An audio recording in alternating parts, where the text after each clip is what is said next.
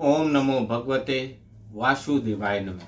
नमस्कार, मैं ज्योतिषाचार्य वरुण प्रकाश ज्योतिष के आज के ब्लॉग में आपका स्वागत करता हूं। ज्योतिष बहुत ही गहरा विज्ञान है। ज्योतिष वह है जो आपके जीवन में हर एक पल के बारे में विस्तार पूर्वक बता सकता है। आपकी मृत्यु भी कब होगी, किस तारीख, किस समय, किस घड़ी, किस महीने, किस साल होगी और आपके कैसी होगी, आपका बैंक बैलेंस कितना रुपया होगा, एक एक रुपया बता सकता है। आपको यह बता सकता है कि आपकी पारिवारिक स्थिति कैसी होगी, आपके बच्चे कितने सफल होंगे, आपकी अचल संपत्ति कितनी होगी, आप क्या क्या बना सकते हैं, पूरी तरह से बता सकता है।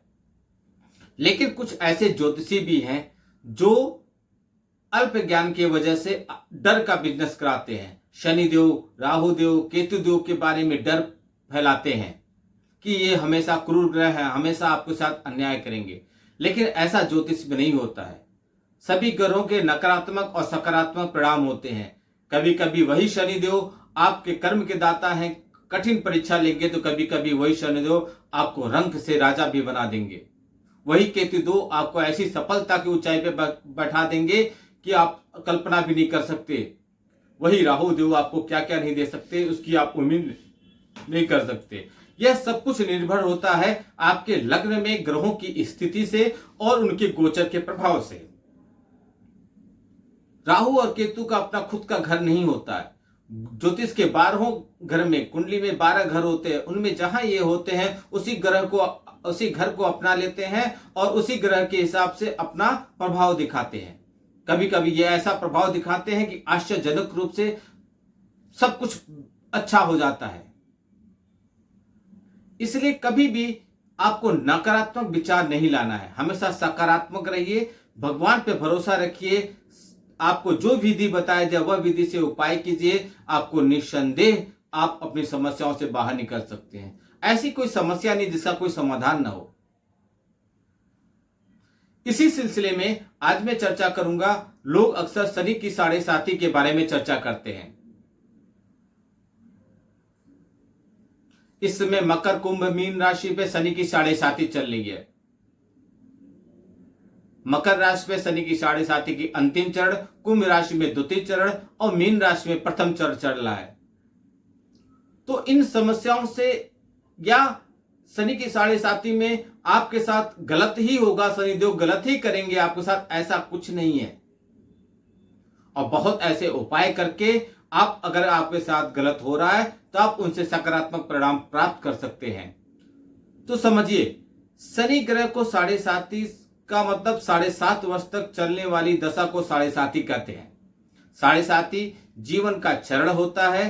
भगवान भी इससे बच नहीं पाए हैं। आपको मालूम होगा जीवन में 2 बार 7.5 नॉर्मल आ ही जाता है। 30 साल में एक बार गोचर होता ही रहता है।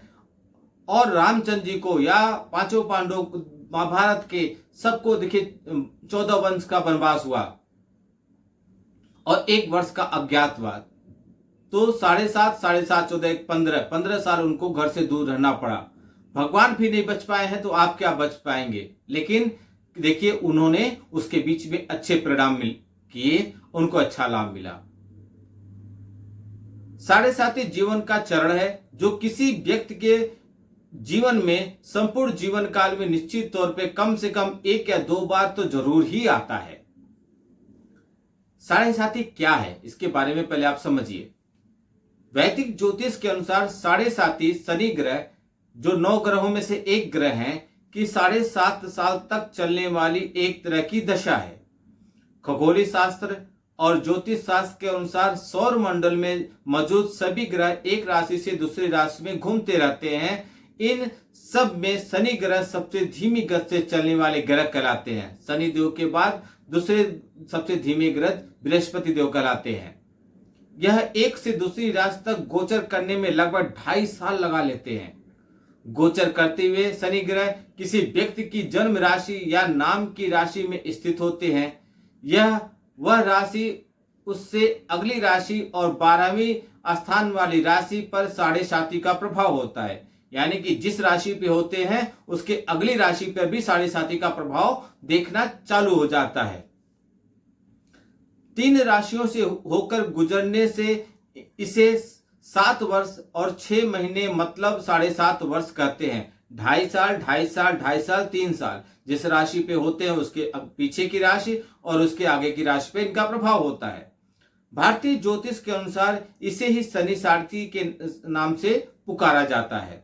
पुराणों के अनुसार शनि को सूर्य और छाया का पुत्र यमराज और यमुना का भाई माना गया है। शनि का रंग नीला कहा जाता है। यदि यमलोक के अधिपति यमराज हैं तो शनि वहां दंड के दंडाधिकारी ही हैं। 7.5 अगर लगती है उसका असर कैसा होता है यह समझिए। ज्योतिष शास्त्र के अनुसार शनि एक पापी ग्रह कहे गए हैं। किसी भी जातक की कुंडली में उनकी उपस्थिति अशुभ और व्यक्ति को नुकसान पहुंचाने वाली मानी जाती है। शनि 7.5 की गणना चंद्र राशि पर आधारित होती है।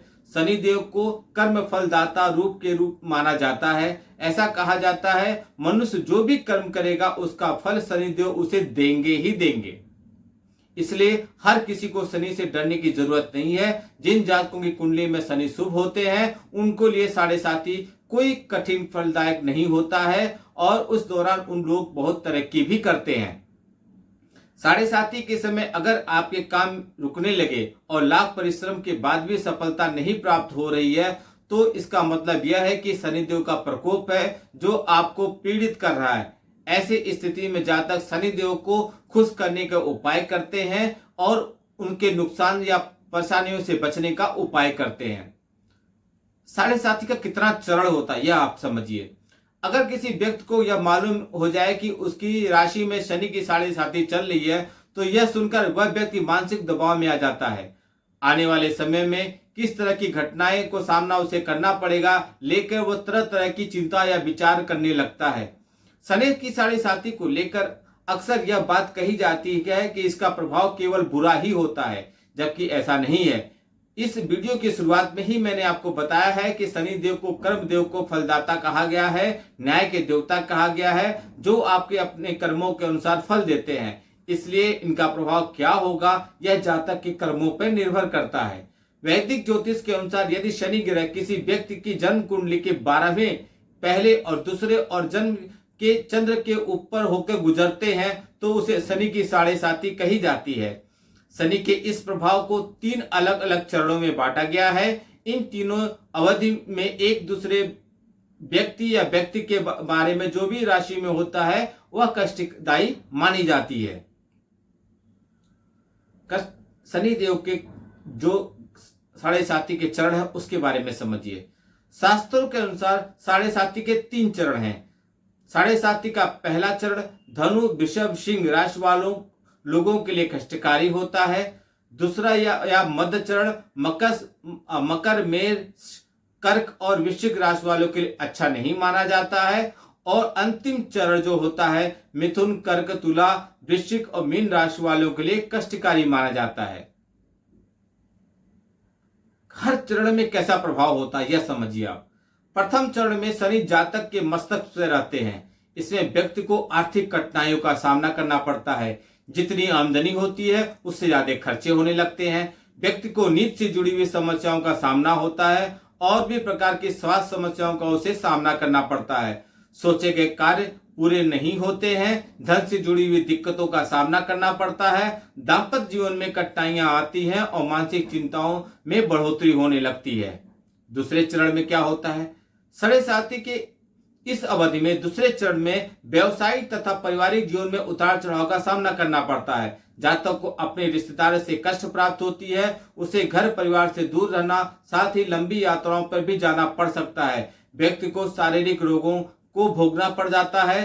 धन संपत्ति से जुड़े मामले भी परेशान कर सकती हैं। इस चरण में समय पर मित्रों का सहयोग नहीं मिलता है और किसी भी कार्य को करने के लिए सामान्य से अधिक कोशिश करना पड़ता है। इन सब के अलावा वह आर्थिक परेशानियों से घिर भी जाता है। तीसरा चरण 7.5 के तीसरे चरण में व्यक्ति को भौतिक सुखों का लाभ नहीं मिलता है।